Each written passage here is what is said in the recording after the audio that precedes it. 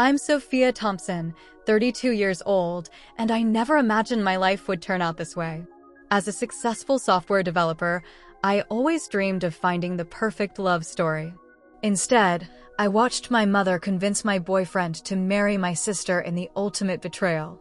Years later, when they showed up at my reconciliation party, the looks on their faces when they met my husband were absolutely priceless. Sometimes life's biggest heartbreaks lead to the greatest blessings. Before I dive into this wild journey, let me know where you're watching from in the comments. Don't forget to like and subscribe if you want more stories about turning family betrayal into triumph. Growing up in suburban Boston, our family looked picture perfect from the outside. Our colonial-style home with its white picket fence and manicured lawn hid the dysfunction that brewed within. My mother, Diane, ruled our household with an iron fist wrapped in a velvet glove.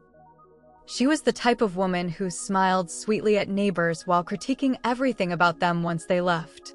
My father, Gerald, was her opposite, quiet, passive, and perpetually nodding along to keep the peace. Then there was my sister Amber. 3 years older than me, she was everything my mother wanted in a daughter. Blonde, beautiful, and socially gifted, Amber could charm anyone within minutes of meeting them. She was a cheerleader, homecoming queen, and the girl every boy wanted to date. I, on the other hand, was the family's black sheep. While Amber spent hours perfecting her makeup and social status, I buried myself in books and computer code. My bedroom walls were covered with academic awards rather than boy band posters. By age 14, I'd taught myself 3 programming languages and built my first rudimentary website. None of this impressed my mother. "Computers are for boys, Sophia," she'd say with a dismissive wave. "You'll never find a husband if you keep hiding behind those screens." Every achievement of mine was met with the same response. "That's nice, dear, but did you hear about Amber's new modeling opportunity?" My sister's temporary jobs and failed ventures were celebrated while my consistent academic excellence was treated as an afterthought. My father would occasionally sneak into my room after these exchanges, awkwardly patting my shoulder. "Your mother means well," he'd say. "She just worries about you."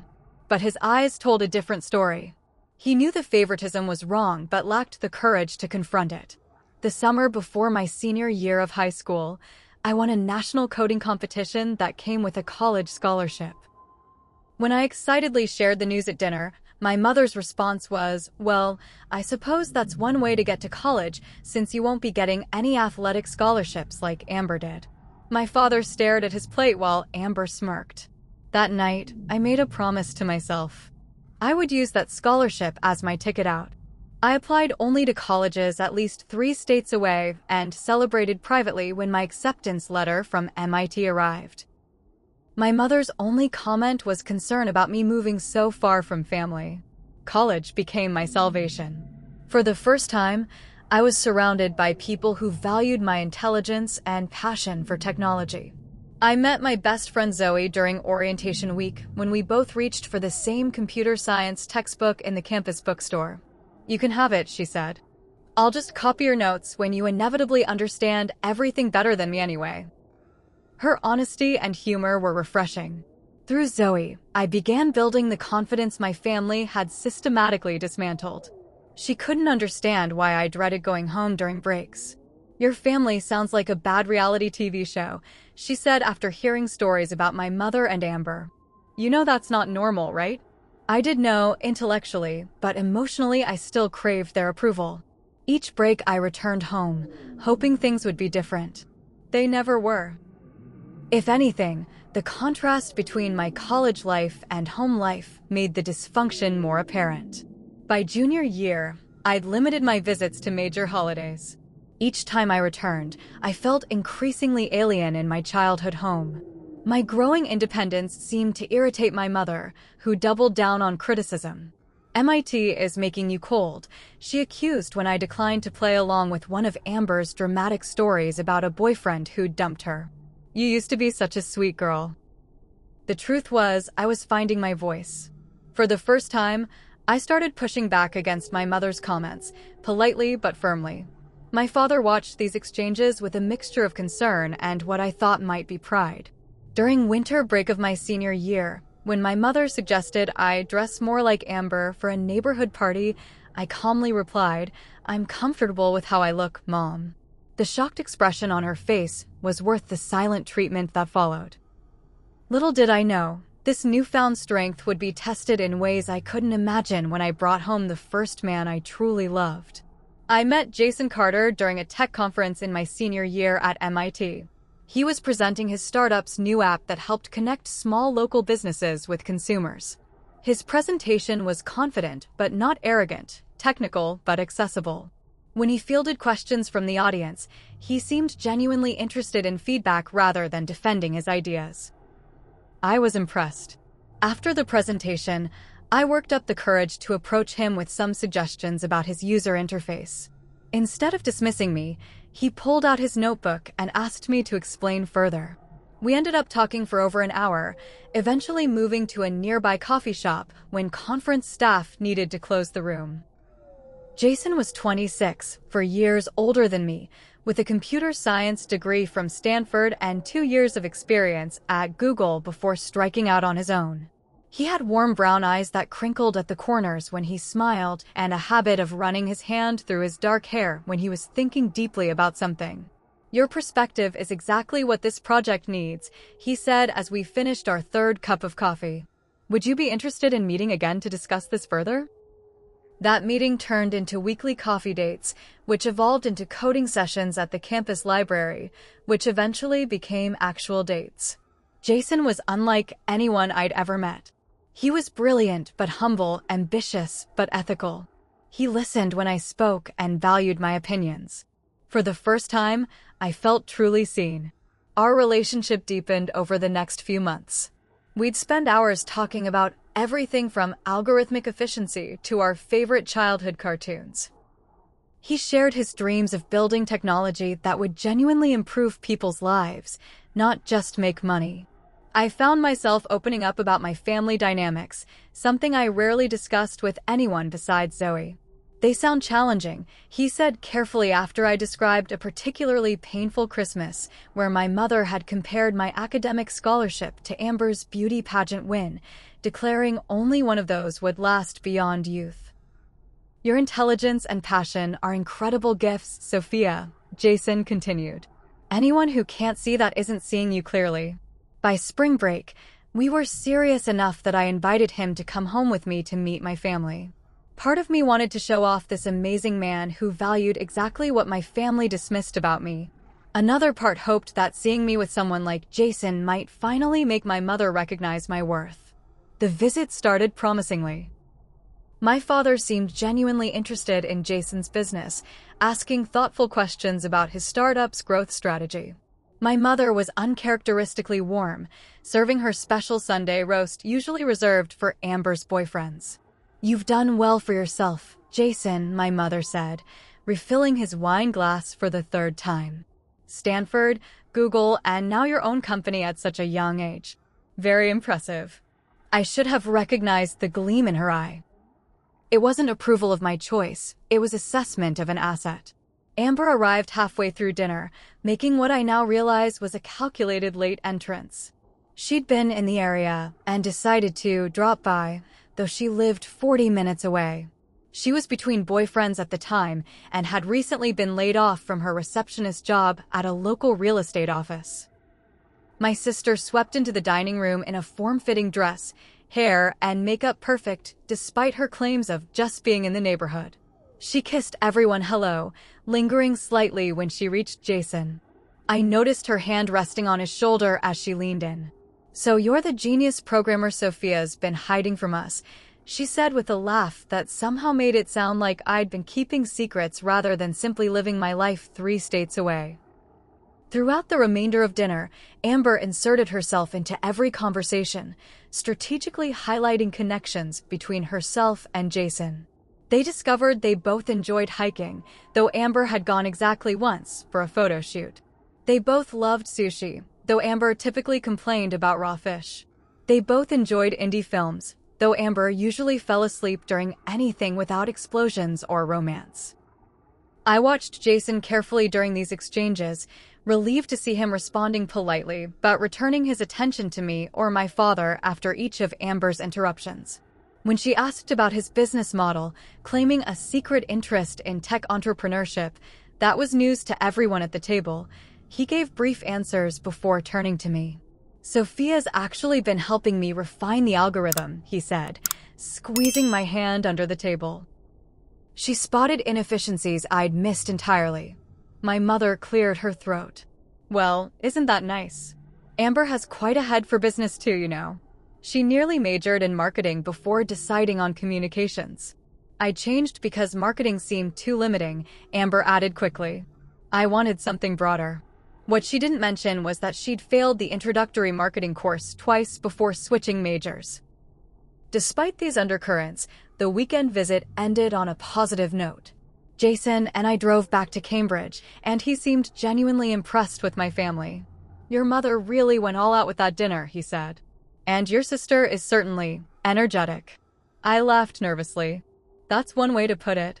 Your dad seems great too, though quieter than I expected based on your stories." "He's different when my mother's around," I explained. "More subdued." Jason nodded thoughtfully but didn't comment further. Over the next few weeks, our relationship deepened further. Late one night, as we lay looking at the stars from the roof of his apartment building, Jason broached our future for the first time. "Have you thought about what happens after graduation?" he asked, his fingers intertwined with mine. "Job hunting, I guess," I replied. "I've had a few interviews lined up." "What if?" He hesitated. "What if you came to work with me instead? We could expand the business together. Your skills complement mine perfectly." My heart raced. "Are you serious?" "Completely. And maybe," he squeezed my hand, "maybe we could look for an apartment together too, if you wanted." For the first time, I allowed myself to envision a future where I was truly happy. A life built with someone who valued me for exactly who I was. I turned to kiss him, overwhelmed with emotion. "I'll take that as a yes," he whispered against my lips. Little did I know that while I was dreaming of our future together, forces were already in motion to ensure it would never happen. My final semester at MIT should have been exciting. I had excellent job prospects, a capstone project that was garnering attention from industry professionals, and a relationship that gave me the emotional support I'd always craved. Instead, it became the period when everything fell apart. The changes were subtle at first. Jason began taking longer to respond to texts. Our daily phone calls became every other day, then twice a week. He canceled our standing Friday night date 3 weeks in a row, citing meetings with potential investors that mysteriously always seemed to run late. "I'm sorry, babe," he'd say, sounding genuinely regretful. "This round of funding is crucial. Once it's secured, things will calm down." I believed him because I had no reason not to. His startup was at a critical growth stage, and I understood the demands of the tech world. I was busy too, spending long hours in the lab perfecting my capstone project. Still, something felt off. One evening while scrolling through Instagram, I noticed a post from a restaurant in my hometown. The image showed their famous chocolate lava cake, and the caption mentioned a special visitor from the tech world. In the background of the photo, blurred but recognizable, was Jason's profile. My stomach dropped. He told me he was in New York that weekend meeting investors. What was he doing in my hometown, 3 hours in the opposite direction? When I confronted him during our next call, his explanation came too quickly. It was a last-minute change of plans. A potential investor lives near your parents and suggested meeting there. "I was going to tell you, but I knew you were stressed about your project deadline. Did you see my family while you were there?" I asked. A pause. "Too long. I ran into your mom at the grocery store. Pure coincidence." She insisted I come over for coffee since I was in town. Something in his voice sounded off, but I couldn't identify what. I told myself I was being paranoid, that the distance and stress were making me insecure. I threw myself deeper into my project, ignoring the growing unease. 3 weeks later, during spring break, I decided to surprise Jason by driving to his apartment instead of going home. I hadn't told my family I was coming either. The thought of another tense dinner with Amber's increasingly obvious flirtation toward Jason was more than I could handle that week. When I arrived at Jason's building, his car wasn't in its usual spot. On a hunch, I drove to his office. His car wasn't there either, but his business partner Ryan was just leaving. "Jason?" Ryan looked confused when I asked. He took a few days off. Said he was visiting family. Jason's family lived in California. Mine lived in Massachusetts. We were in Cambridge. I drove home in a daze, not entirely sure what I was thinking or planning. 6 hours later, I pulled into my parents' driveway at 11 p.m. My father's car was there. So was my mother's. And parked behind them was Jason's distinctive blue Subaru with a small dent in the passenger door from when we'd gone hiking and a rock had hit it during a minor landslide. The house was dark except for the living room. I used my key to enter quietly, hearing low voices from that direction. I moved toward the sound, my heart pounding so loudly I was sure they would hear it. I stopped at the living room entrance, partially hidden by the hallway wall. Jason sat on our couch, my sister beside him, closer than friends would sit. My mother was in her favorite armchair across from them, leaning forward animatedly as she spoke. "You two make so much sense together," she was saying. "Sophia is so absorbed in her computer world. She'll never fully appreciate what you're building, Jason. You need someone who understands the social aspects of business, the connections, the networking. Amber has those skills in abundance." "Sophia's been really distant lately," Jason replied, though he shifted uncomfortably. "Always working on her project." "That's how she is," Amber chimed in, placing her hand on his knee. "Always choosing computers over people." Remember when she skipped my college graduation to attend that tech conference? I hadn't. I'd skipped it because Amber specifically told me not to come after I'd refused to write her final term paper for her. "I just don't know anymore," Jason continued. "Things were so clear a few months ago, but now. You need to think about your future," my mother pressed. "Amber can be the perfect partner for a man with your ambitions. The supportive wife who makes the right connections, hosts the right dinner parties." Can you honestly see Sophia doing that? She'd probably wear jeans to a business function and talk about coding all night. I must have made a sound, because suddenly all three heads turned in my direction. The look on Jason's face, shock mingled with guilt, told me everything I needed to know. "Sophia." My mother recovered first. "What a surprise. We thought you were staying at school this week." I ignored her, focusing on Jason. "How long has this been going on?" He stood up, moving away from Amber. "It's not what it looks like." "Really?" "Because it looks like you've been coming to my family home behind my back. It looks like you're sitting here with my mother and sister discussing our relationship and your doubts about me." "What part am I misinterpreting?" "Sweetheart," my mother interjected, "we're just having a conversation. Jason has been kind enough to visit your father and me occasionally. Is that so wrong? And me ending up here during those visits is pure coincidence," Amber added with a smirk that disappeared when my mother shot her a warning look. "When did these visits start?" I asked Jason directly. He couldn't meet my eyes. "A couple months ago. Your mom called me, said your dad was having health issues and wanted some company while your mom ran errands. It seemed harmless. My father had no health issues, and he was currently upstairs, oblivious or deliberately absent from this scene. And then, Jason ran a hand through his hair, that familiar gesture now painful to watch. Then it became regular. Your mom would call, say they missed having young people around. I'd stop by when I was in the area. When you told me you were somewhere else." He didn't deny it. "Sophia," my mother stood, approaching me like I was a wounded animal that might lash out. "You're overreacting. Jason has been confused about your relationship. That's natural when young people are planning their futures. I simply pointed out that perhaps you two want different things, and suggested my sister as a convenient replacement. I finished for her." "Don't be crude," my mother snapped, her gentle facade cracking. "I merely observed that Amber might be more aligned with the type of life Jason is building. You've made it abundantly clear that your computers come first. What successful man wants to be second place in his wife's life?" The word wife hung in the air. Jason and I had discussed moving in together, but marriage had been only an implied someday. I turned to Jason. Do you agree with her assessment?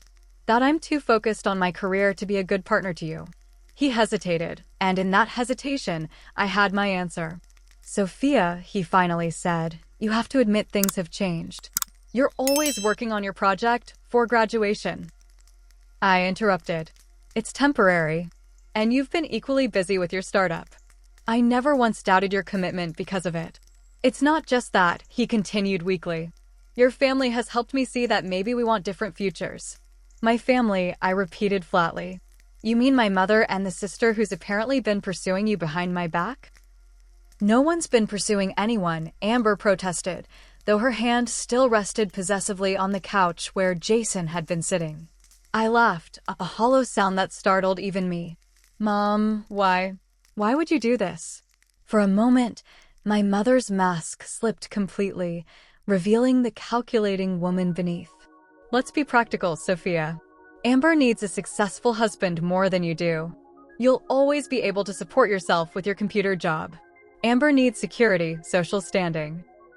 The brutal honesty stunned me into silence. Besides, she continued, apparently believing this logic would convince me, you are never going to be the right wife for someone like Jason. He needs someone who understands the social requirements of being married to a successful man. Someone who can entertain, who knows the right people. Someone who puts family first. I think what your mother means, Jason interjected, apparently finding his voice, is that we might want different things in life. No, I think my mother was perfectly clear, I replied, surprising myself with how steady my voice remained. She decided my sister deserves you more than I do, so she orchestrated this whole scenario. And you went along with it. I turned to leave, then paused. Where's Dad in all this? My mother's expression tightened. Your father doesn't involve himself in these matters. Which meant he knew and did nothing.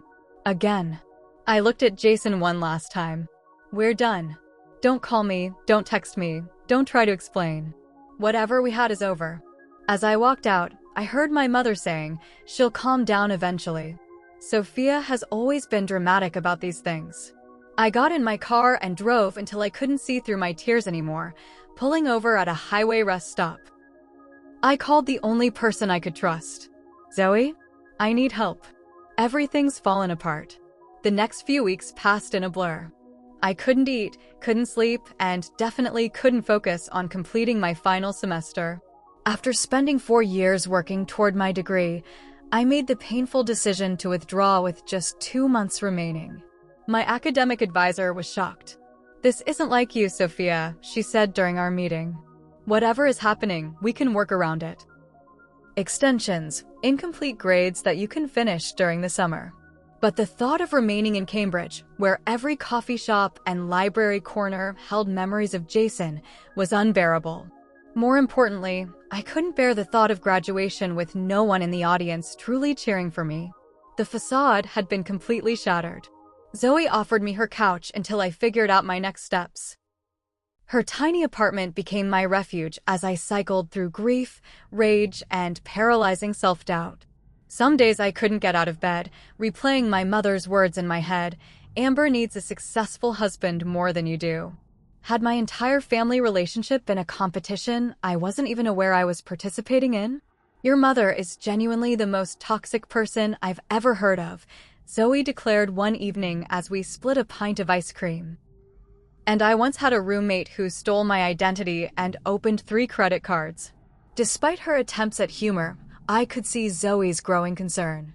After I spent a week barely leaving the couch, she gently suggested therapy. Just a few sessions, she urged. My cousin went after her divorce and said it changed her life. Mostly to appease her, I agreed. The therapist, Dr. Linden, was a woman in her 50s with kind eyes and a direct manner that cut through my foggy mental state. What your family did was a profound betrayal, she told me in our first session. Your feelings are completely valid, but you have choices now about what role they play in your future. Over the next few months, those weekly sessions became anchors. Dr. Linden helped me see patterns in my family dynamics that went far beyond this final betrayal. More importantly, she helped me understand that I didn't have to continue participating in them. Your mother's behavior suggests deeply rooted insecurities that she's projecting onto both you and your sister," Dr. Linden explained. "But her issues don't have to become your issues." By August, I had made a decision. I applied to complete my degree at the University of Washington in Seattle, as far from both Boston and California as I could reasonably get.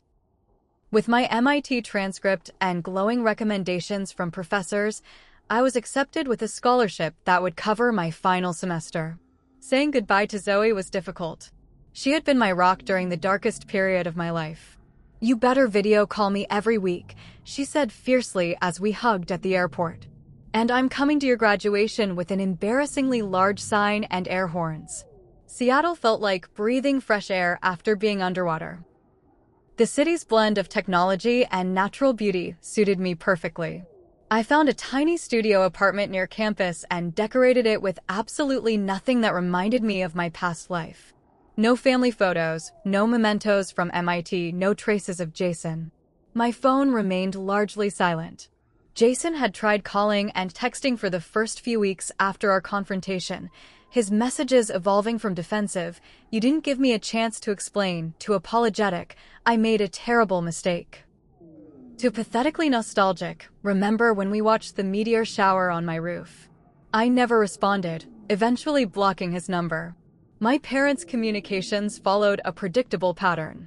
My mother acted as if nothing had happened, sending chatty texts about neighborhood gossip and Amber's latest adventures. My father sent occasional brief messages, usually devoid of any real content. "Hope you're doing well." Neither acknowledged the betrayal directly. I responded minimally to my father and not at all to my mother. Through social media, which I rarely checked anymore, I learned that Jason and Amber were officially dating. 2 months later, they were engaged. The announcement featured a photo of them with my beaming mother between them. My father stood slightly apart, his smile not reaching his eyes. I deactivated all my accounts that day. With my social media gone and my old connections fading, I poured everything into rebuilding my life. I completed my degree with honors, attended by Zoe and her family, but no one from my own. After graduation, I accepted an entry-level position at a mid-sized tech company in downtown Seattle. The salary was modest, but the role offered valuable experience and, most importantly, a foot in the door of the Seattle tech scene. Slowly, I built a new friend circle. There was Kim from the rock climbing gym who dragged me out for weekend hikes, insisting physical activity was essential for mental health.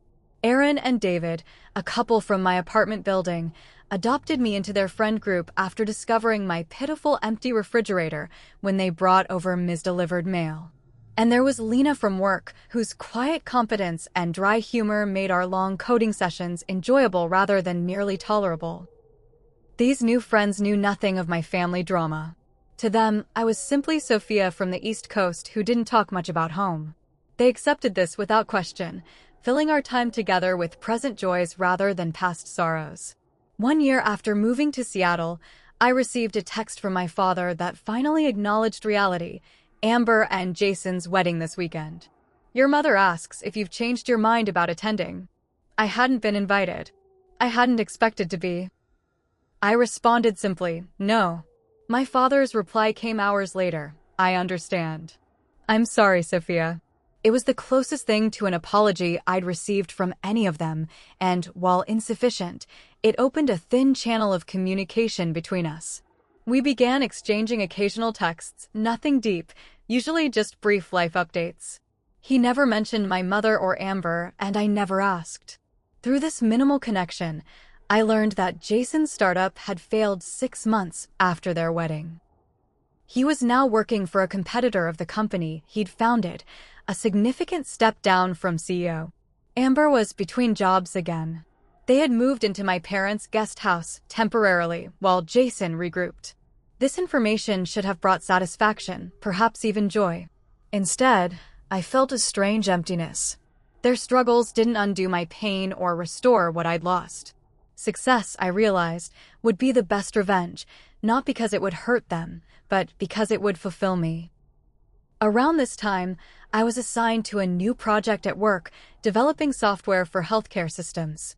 The project lead was Raj Patel, a brilliant developer with 15 years of experience who had recently transferred from our San Francisco office. Under his mentorship, my skills expanded exponentially. "You have remarkable talent," he told me during a code review. "But you're playing it safe. Don't be afraid to propose solutions that break conventional approaches." His encouragement pushed me to develop innovative algorithms that significantly improved our system's efficiency. When the project was completed ahead of schedule and under budget, Raj made sure the entire department knew my contributions had been key to its success. That project led to my first promotion, then to larger responsibilities and leadership roles. By my third year in Seattle, I had established a reputation as someone who solved problems others couldn't. My career was flourishing in ways I couldn't have imagined during those dark days on Zoe's couch. Yet, despite professional success and a supportive friend circle, I kept potential romantic partners at arm's length. The betrayal had left scars that made trusting difficult. Several promising relationships ended when I couldn't bring myself to be fully vulnerable. The wall I'd built for protection had become a prison of sorts. Dr. Lyndon, with whom I still had occasional video sessions, gently pointed this out. "Walls keep out pain," she said, "but they also keep out joy. At some point, you'll need to decide if the protection is worth the isolation." I wasn't sure it wasn't. But life has a way of making decisions for us when we hesitate too long to make them ourselves. The Nexus project was my company's most ambitious undertaking to date, a comprehensive system designed to integrate patient data across healthcare providers while maintaining strict privacy protocols. The complexity required assembling an elite team drawn from multiple departments. As one of the lead developers, I attended the kickoff meeting with both excitement and trepidation. Our department head opened the session. "Before we begin, I'd like to introduce Michael Zhang, who's joining us from our Toronto office. Michael will be the technical architect for Nexus, bringing his expertise in secure systems design and implementation." Michael entered the conference room, and my first impression was of quiet competence. Around my age, maybe a year or two older, with thoughtful eyes behind simple glasses and a presence that commanded attention without demanding it. When he spoke, explaining his vision for the project architecture, his passion for the work was evident in every carefully chosen word. During the breakout sessions that followed, Michael and I were assigned to map the data flow framework. As we worked, I found myself repeatedly impressed by his approach to problem-solving, methodical yet creative, with an eye for elegant solutions. "That's an interesting way to handle the authentication sequence," I commented as he sketched a diagram. "I wouldn't have considered decoupling those components." He smiled slightly. "Sometimes the best solutions come from questioning assumptions about what belongs together." Something in his tone suggested he might be talking about more than just code. Over the following weeks, Michael and I developed a productive professional rhythm.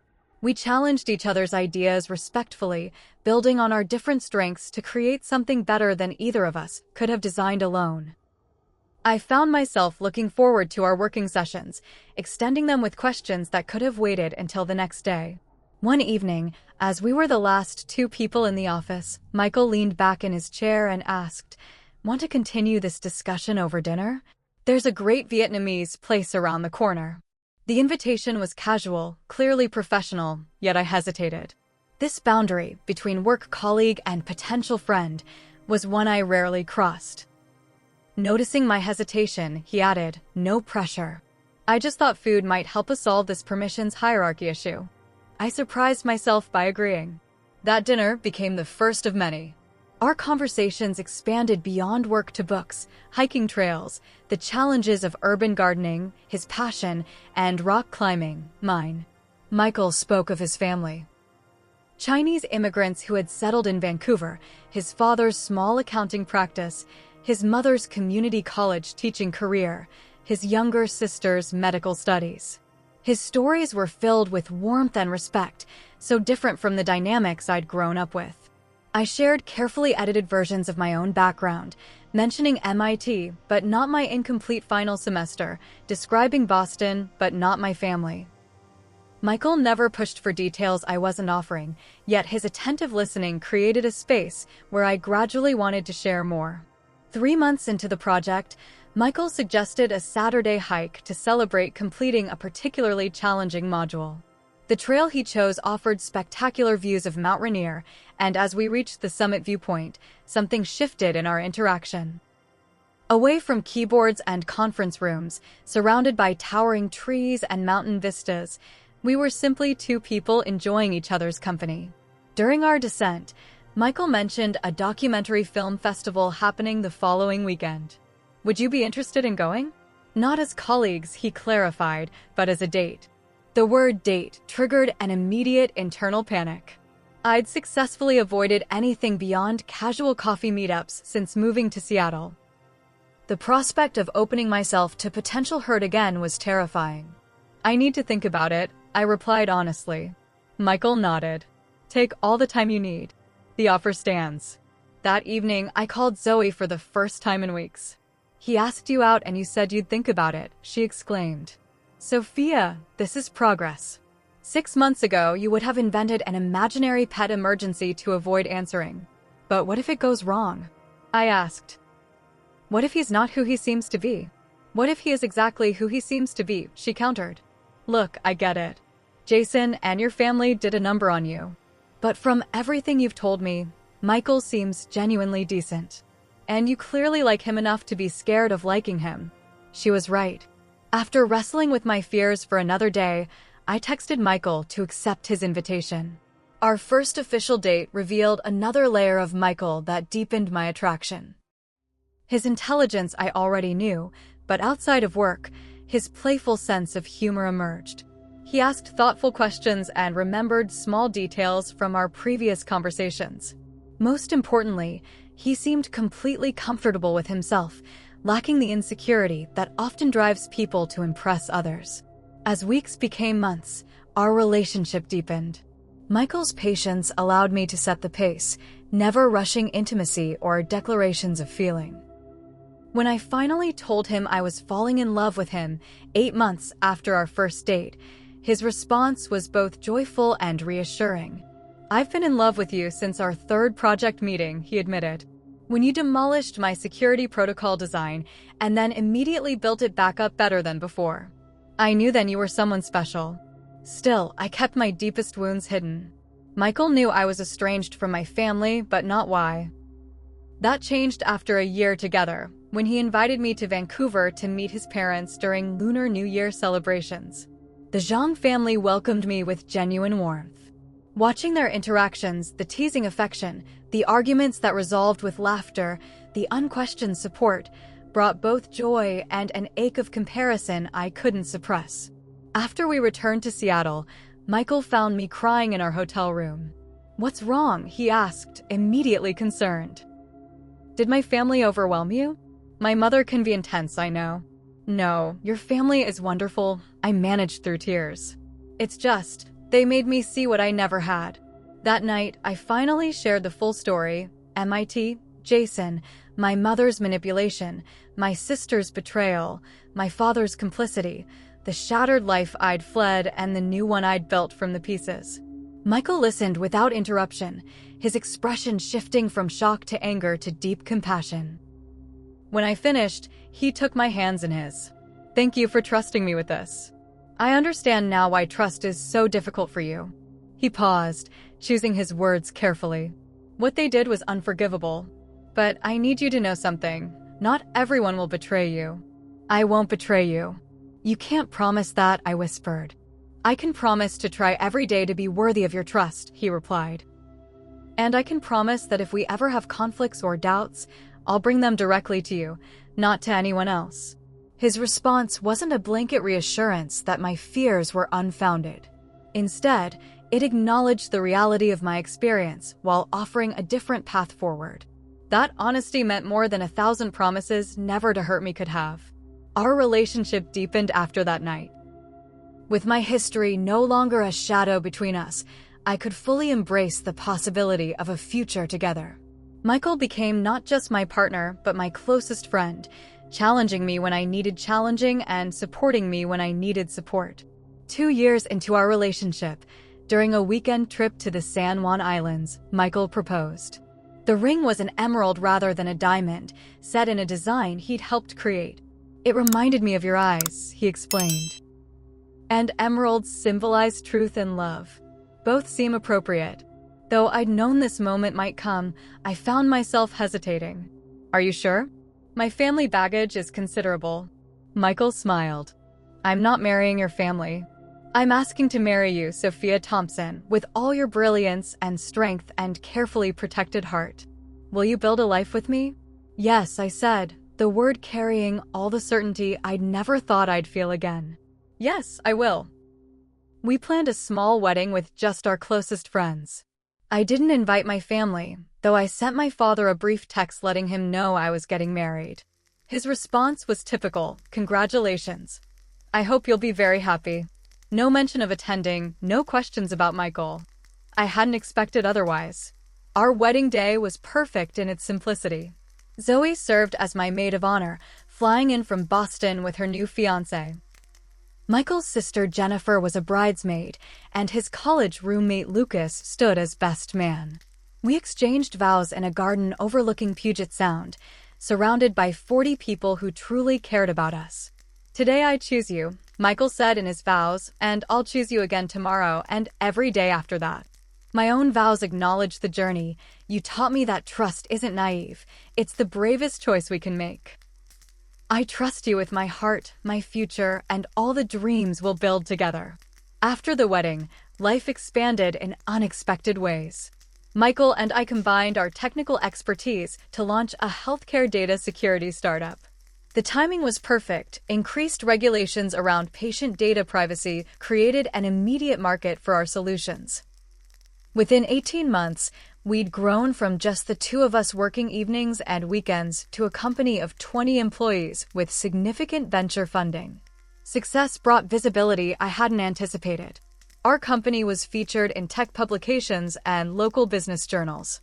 I gave interviews about data security and presented at conferences. Though I used my married name professionally, Sophia Zhang, it was only a matter of time before my past and present collided. That collision came in the form of a LinkedIn message from Jason. Congratulations on your success. You always were the brilliant one. Would love to catch up sometime. I showed the message to Michael, who raised an eyebrow. What do you want to do? Nothing, I replied. He's not part of my life anymore. I deleted the message without responding, but it triggered thoughts about my family that I'd managed to suppress for years. Through occasional texts with my father, I knew that Jason and Amber's marriage was struggling. His career had never recovered from his startup's failure, and Amber had grown resentful of their financial dependence on my parents. My mother, apparently, still controlled the family narrative, positioning me as the ungrateful daughter who had abandoned them. Then came news that changed everything. My father had been diagnosed with pancreatic cancer. His text was characteristically understated. Doctor says 6 to 12 months. Would like to see you before then. After years of maintaining emotional distance, I found myself at a crossroads. The hurt remained, but so did earlier memories of my father teaching me to ride a bike, sneaking me extra dessert when my mother wasn't looking, quietly encouraging my academic interests even when he didn't understand them. I think I need to go, I told Michael that evening. Then we'll go, he replied simply. Together. The decision to reconnect with my family opened the door to a confrontation years in the making. A confrontation that would finally bring everything full circle in ways I never could have anticipated. After careful consideration, Michael and I decided that rather than visiting my family home, where my mother would control the environment, we would invite them to Seattle. The distance would give me emotional space and the home field advantage I needed for such a loaded reunion. We'll host them at our place, Michael suggested. That way you can set the terms of engagement. Our place was a waterfront property on Mercer Island, purchased after our company's second round of funding. The modern glass and cedar home with its expansive views of Lake Washington reflected our success in a way that words couldn't convey. I wasn't above wanting my family to see what I'd built without them. I called my father directly to extend the invitation. His voice, thinner than I remembered, brightened when I suggested the visit. We could come next month, he said. Your mother and I. And Would it be all right if Amber and Jason came too? They're living with us now, and your mother doesn't want to leave Amber alone while we're gone. The request sent ice through my veins. Seeing my parents after 6 years would be challenging enough. Facing Jason and Amber seemed impossible. But I recognized the manipulation. My mother was ensuring I couldn't have time alone with my father. Everyone is welcome, I said, surprising myself with how steady my voice remained. We have plenty of room. Michael squeezed my hand in support as I ended the call. Are you sure about this? Including Jason and Amber? No, I admitted. But I need to do this completely. No more shadows hanging over us. The month before their visit passed quickly.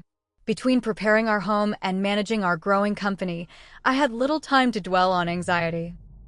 Michael arranged for a private chef to handle the first night's dinner, understanding that cooking for the people who had hurt me so deeply would be an unfair burden. The day of their arrival, I stood in our living room, looking out over the water, trying to center myself. Michael came up behind me, wrapping his arms around my waist. Remember, he said softly, you're not that vulnerable girl anymore.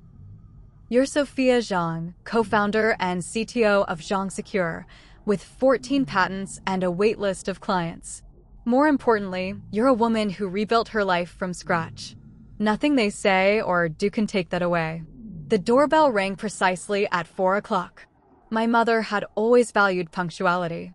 I took a deep breath and opened the door. My father stood closest, dramatically thinner than I remembered, his skin bearing the yellowish tint characteristic of his disease. Despite his obvious illness, his eyes lit up at the sight of me. Sophia, he said, his voice catching. Without thinking, I stepped forward to embrace him, his body feeling fragile beneath my arms. My mother stood just behind him, barely aged from my memory. Her critical eyes took me in, then shifted to assess our home visible through the open door. You look well, she said, her tone suggesting surprise at this fact. Thank you for having us. Amber and Jason hung back awkwardly. My sister had gained weight, her once model-esque figure now softer, her carefully maintained blonde hair showing dark roots. Beside her, Jason looked almost exactly as I remembered, though a new tension lined his face, and his once confident posture had diminished. Please come in, I said, stepping back to allow them entry. Michael is looking forward to meeting you all. As they entered our home, I watched their expressions. My mother's practiced neutrality couldn't fully mask her shock at the obvious luxury. Amber's eyes widened, darting from the vaulted ceilings to the designer furniture to the floor-to-ceiling windows showcasing the lake view. Jason seemed to physically shrink as he took in the success I'd achieved without him. Michael appeared from his office, the consummate host. Tall, distinguished in casual linen pants and a light blue button-down that complemented his warm complexion, he radiated confidence without arrogance. Welcome to Seattle, he greeted them, shaking hands with my father, then my mother. When he reached Jason, there was a brief, charged moment as the two men assessed each other.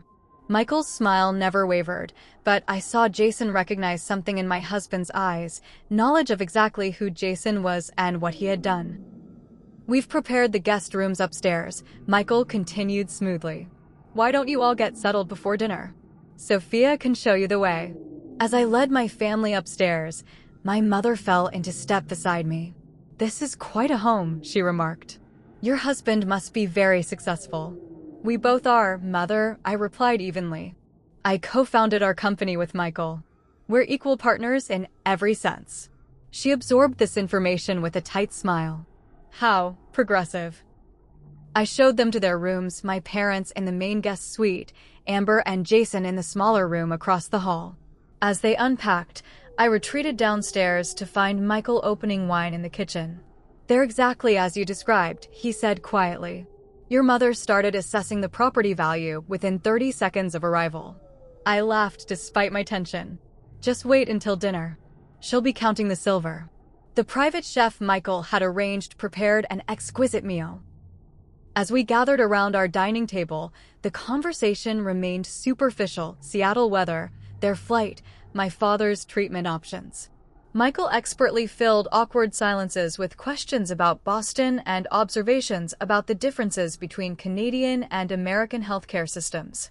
It was during dessert that my mother finally broached the subject of our company.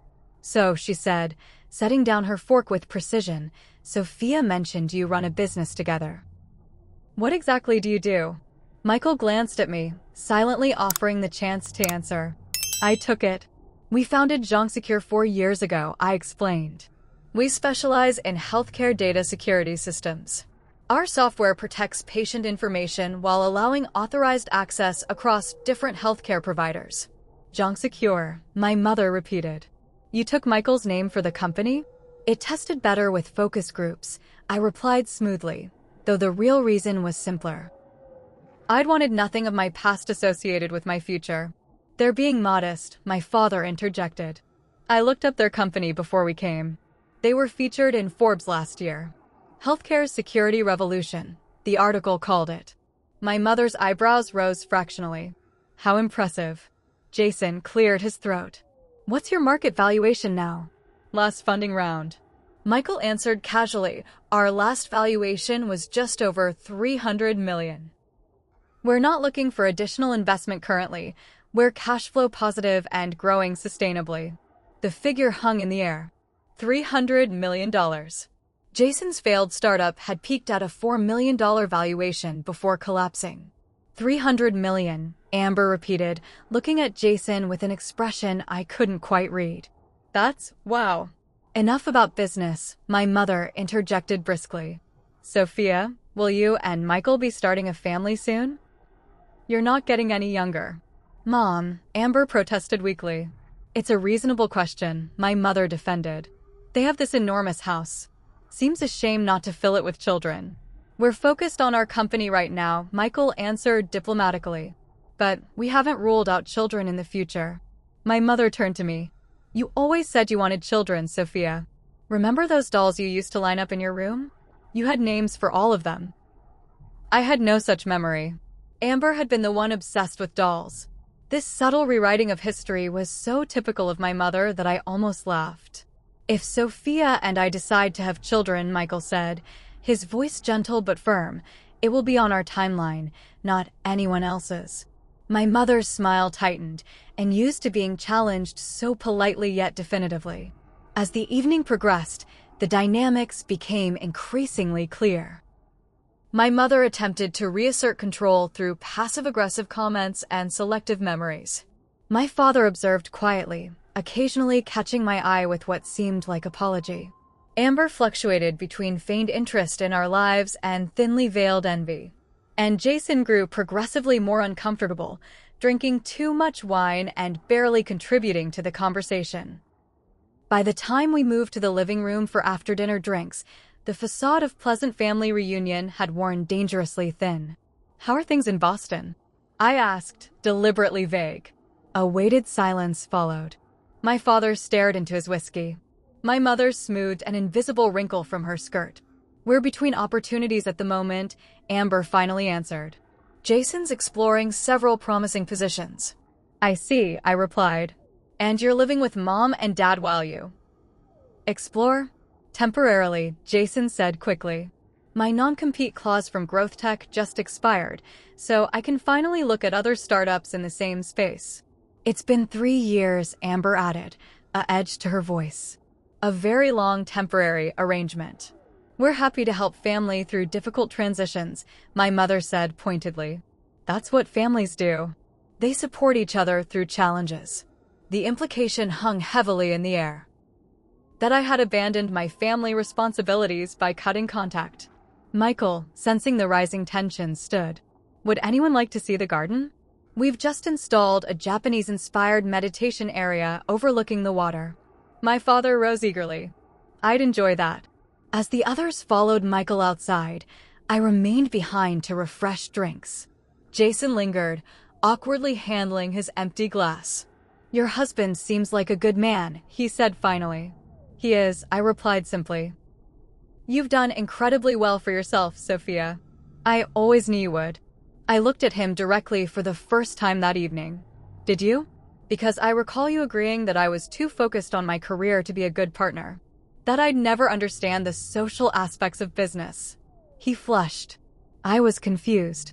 Your mother can be very persuasive. Yes, she can be. But we all make our own choices, Jason. He set down his glass. I made the wrong one. Surely you know that by now. Before I could respond, my father appeared in the doorway. Sophia, could I speak with you privately for a moment? Jason nodded awkwardly and slipped past my father toward the garden. My father took a seat on the couch, his movements slow and deliberate. Your home is beautiful, he said. But more importantly, you seem happy. I am, I confirmed. I owe you an apology, he continued, his voice low. Many apologies, actually. I failed you, Sophia. I knew what your mother and Amber were doing with Jason, and I did nothing to stop it. The directness of his admission startled me. Why not? He sighed heavily. Cowardice, mainly.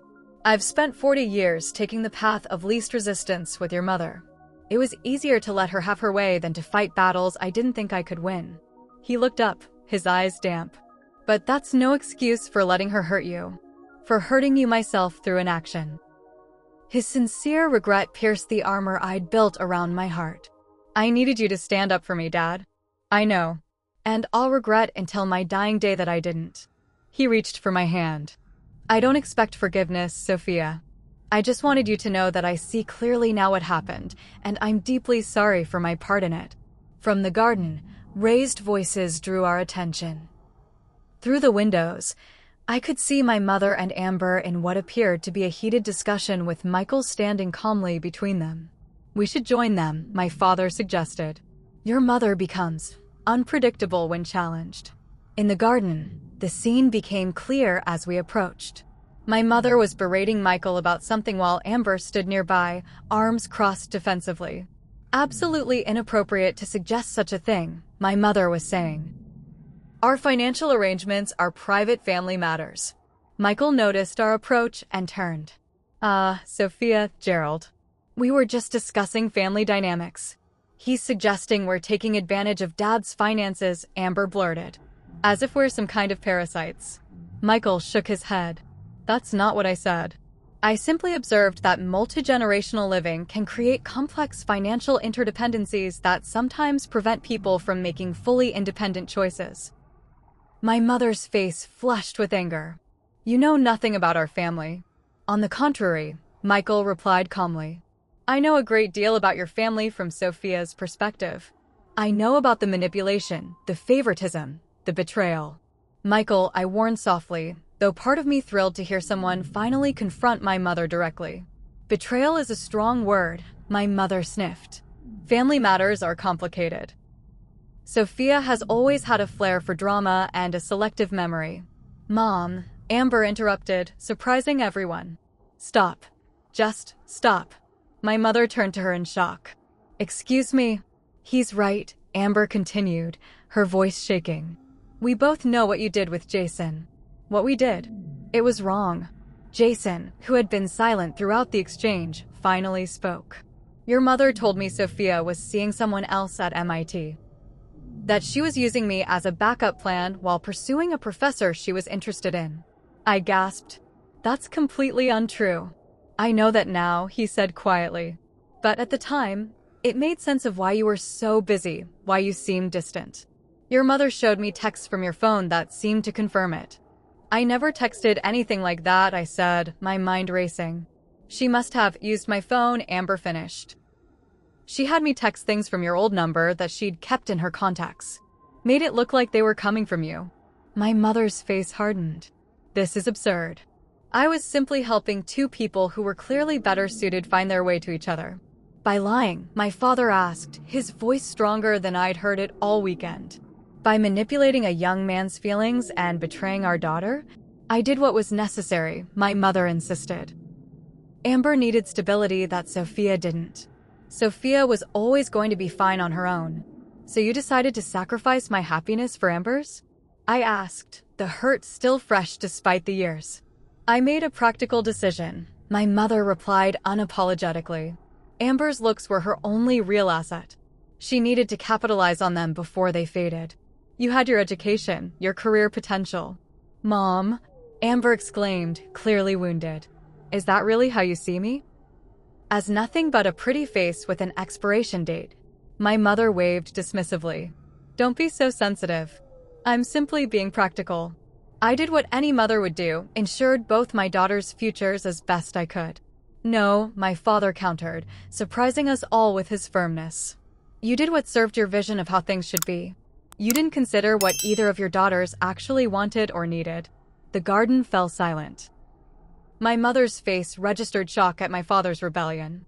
Amber looked torn between vindication and devastation at our mother's assessment of her worth. Jason stared at the ground, the full extent of his manipulation finally clear. Michael moved to stand beside me, his hand finding mine in silent support. I think I said finally that we've all had enough truth for one evening. Let's continue this conversation tomorrow after everyone's had some rest. As we headed inside, Jason caught my arm gently. Sophia, I need you to know how sorry I am. I should have trusted what we had. I should have talked to you directly. I looked at the man I had once loved so deeply, now a diminished figure trapped in a marriage built on lies. Yes, you should have. Later that night, as Michael and I prepared for bed, he asked, "Are you okay?" That was intense. I considered the question carefully. I think I am. For years I've carried this wound, never fully understanding how deep the deception went. Now I know. And strangely, that helps. Your sister surprised me, he observed. I didn't expect her to break ranks with your mother. Me neither, I admitted. Maybe there's hope for her yet. Michael pulled me close. What happens now? With your family? I rested my head against his chest, listening to the steady beat of his heart. I don't know exactly. But for the first time, I think there might be a path forward, at least with my father, and maybe eventually with Amber. My mother, that's more complicated. Whatever you decide, Michael said, kissing my forehead, I'm with you. Every step of the way. As I drifted toward sleep, I realized that the confrontation had shifted something fundamental within me. The people who had once held such power over my happiness now seemed smaller, less significant. They hadn't determined my fate after all. I had. The morning after our confrontation brought a strange calm to the house. My father joined me for early coffee on the deck, watching the sunrise paint the lake in gold and pink. We sat in comfortable silence for a while before he spoke. I had a long talk with your mother last night, he said, his thin hands cradling his mug. One of many we should have had years ago. I told her things need to change if she wants any relationship with you going forward. And how did that go? I asked, already knowing the answer. He smiled ruefully. About as well as you'd expect. She's not used to ultimatums, especially from me. What about you, Dad? What do you want? He looked out over the water, considering. I want whatever time I have left, to be honest. No more pretending, no more enabling behavior that hurts the people I love.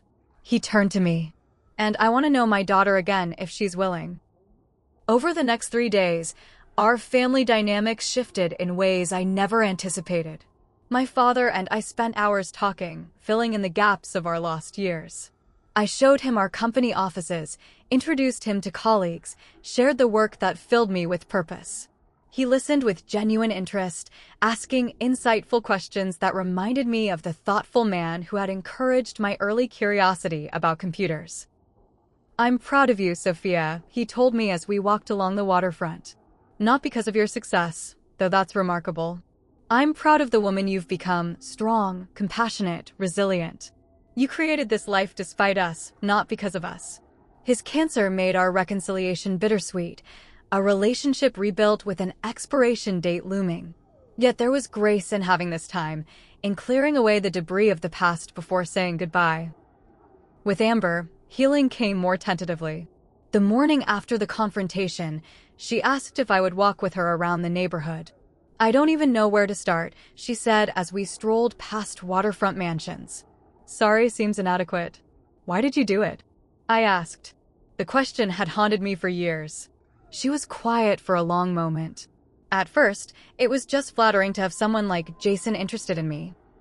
Mom kept saying what a good match we'd be, how much more I deserve someone successful than you did. She glanced at me. I know how awful that sounds now. And later? When you knew how much it hurt me. By then, I was trapped in Mom's narrative. If what we'd done wasn't justified, then I was just terrible. It was easier to believe you'd be fine, that you didn't need Jason like I did. She stopped walking. The truth is, I was weak. I let Mom make my decisions because taking responsibility for my own life was scary. Her honesty surprised me. When did that change? Watching you yesterday, successful, confident, genuinely happy with Michael. It made me see what taking control of your own life actually looks like. She sighed. I'm 35, living in our parents' guest house, in a failing marriage, with no career or purpose. Mom still buys my clothes and tells me how to wear my hair. I felt an unexpected pang of empathy. While my mother had betrayed me, she had infantilized Amber, keeping her dependent and diminished. It's not too late to change that, I said carefully. How? The desperation in her voice was palpable. I considered my response. Start with something small but meaningful. Get a job, any job that's yours alone. Open a bank account in only your name. Build from there. Over the following days, we had several similar conversations. I didn't offer forgiveness. That would take time, but I did offer perspective and practical advice. To my surprise, Amber listened. My relationship with my mother remained the most complicated. After the confrontation, she retreated into cool politeness, maintaining the fiction that she had acted in everyone's best interests. On their final evening with us, however, as Michael and my father discussed baseball in the living room and Amber helped our housekeeper with dishes, my mother found me alone on the deck. You've done well for yourself, she said, an admission that clearly cost her. Better than I expected. Thank you, I replied, not taking the bait of her qualified praise. I still believe I did what was necessary at the time, she continued. But I recognized that my methods were perhaps overly controlling.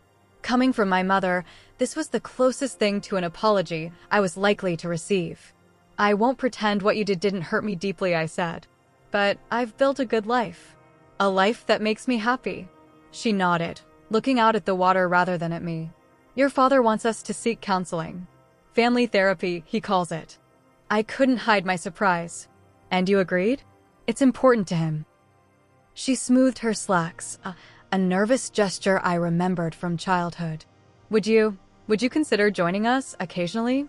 Not regularly, of course. I know you're busy. The request, halting and uncomfortable, revealed vulnerability I'd never seen in her before. I'll think about it, I promised, not ready to commit but unwilling to refuse outright. She accepted this with a nod, and we stood in silence watching the sunset, two women with a broken past and an uncertain future, but perhaps a sliver of possibility between us.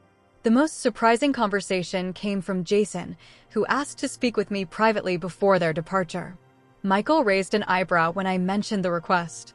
Are you comfortable with that? He asked. Yes, I assured him. There's nothing he could say that would affect us. Jason and I sat in the garden, the space between us filled with history and regret. I wanted to thank you, he began, which was not what I expected. For what? For not hating me, he said simply. You would be justified. I considered this. Hate requires energy I'd rather direct elsewhere. Besides, I've come to understand how thoroughly you were manipulated. That doesn't excuse my choices, he said, showing more self-awareness than I remembered. I betrayed your trust. I let myself be convinced that what we had wasn't real or valuable. He hesitated. Seeing you with Michael, the way he looks at you, the respect between you, it's made me realize what I gave up. I tensed, worried this was heading toward an inappropriate confession. He noticed and quickly added, I'm not saying this to disrupt your life or suggest anything inappropriate. I want you to know that I recognize what I lost. The person I hurt. My biggest regret isn't the failed startup or the career setbacks. It's that I let someone else define what should have mattered most to me. His sincerity seemed genuine, his regret palpable. What will you do now? I asked. He sighed. Start over, I think. Amber and I have been pretending for years. Neither of us is happy. I'm sorry to hear that, I said, and meant it. Despite everything, I didn't wish them misery. Don't be. It's time for both of us to face reality and make better choices. He stood to leave, then paused. You deserved better, Sophia. I'm glad you found it. After they left, our house felt simultaneously emptier and lighter. The confrontation had been painful but necessary, clearing away festering wounds and replacing them with clear-eyed understanding. I couldn't change the past, but I could choose how it affected my future. In the months that followed, we established new patterns of connection. My father and I spoke weekly by phone and video chat as his condition deteriorated. I flew to Boston twice to spend time with him, difficult visits that nevertheless brought peace to both of us. When he passed away 8 months after our reunion, I stood beside my mother and sister at his funeral, united in grief if not in full reconciliation. After my father's death, Amber surprised everyone by following through on her promises to change. She filed for divorce from Jason, moved into her own apartment, and found work as an administrative assistant at a community college.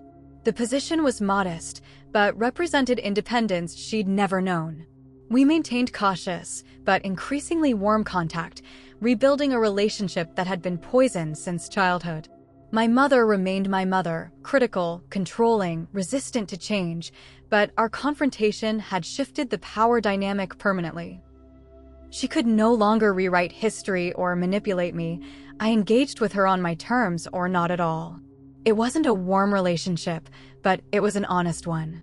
With my family receding to their appropriate place in my life rather than dominating it, Michael and I focused on our future.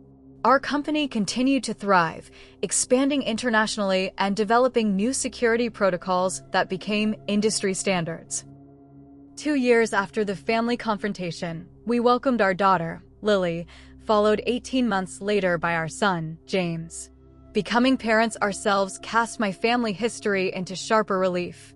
As I held my children, I made silent promises never to play favorites, to see and celebrate them for exactly who they were, to let them chart their own courses with support rather than control. Watching Michael with our children, patient, attentive, delighting in their uniqueness. I often reflected on how completely my life had transformed from what it might have been.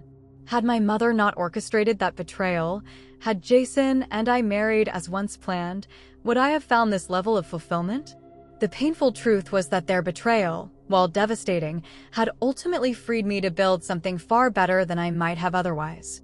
This wasn't about forgiving the unforgivable or finding silver linings in trauma. It was about recognizing that our worst moments don't define us unless we let them. That sometimes the path forward requires leaving behind not just people who hurt us, but also dreams and expectations that no longer serve us. The ultimate victory wasn't financial success or professional recognition, though those were gratifying. It wasn't even the beautiful family Michael and I created, precious as they were. The victory was internal.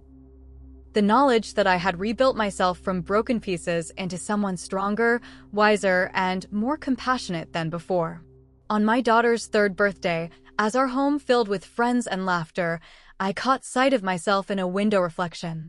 The woman looking back bore little resemblance to the devastated girl who had once fled her family's betrayal. This woman stood tall, confident in her worth, surrounded by love she had chosen and that had chosen her in return. I often think about the question of forgiveness. Have I forgiven my mother, my sister, Jason? Not entirely. Some betrayals leave permanent marks. But I've released the anger that once threatened to define me. I've learned that the opposite of love isn't hate, it's indifference. And I've found peace in allowing those who hurt me to occupy an appropriate space in my heart and history, acknowledged but no longer central. The journey from betrayal to this peaceful place wasn't linear or simple. It required confronting painful truths, setting boundaries, and most importantly, believing I deserved better. Perhaps that's the most valuable lesson of all, that our capacity for happiness expands when we truly believe we're worthy of it. So if you're facing betrayal or heartbreak right now, remember this. The people who hurt you don't get to decide your worth. They don't get to write the ending to your story. That power belongs to you alone. Sometimes life's greatest gifts come disguised as its cruelest blows, redirecting us toward paths we might never have chosen, but that lead to places far better than we imagined. What painful experience has ultimately led you to something better? Share your story in the comments below. Don't forget to like and subscribe if this resonated with you, and hit that notification bell to catch my next video. Remember, every ending is just the beginning of something new. Thank you for listening to my story, and until next time, be kind to yourself, you're worth it.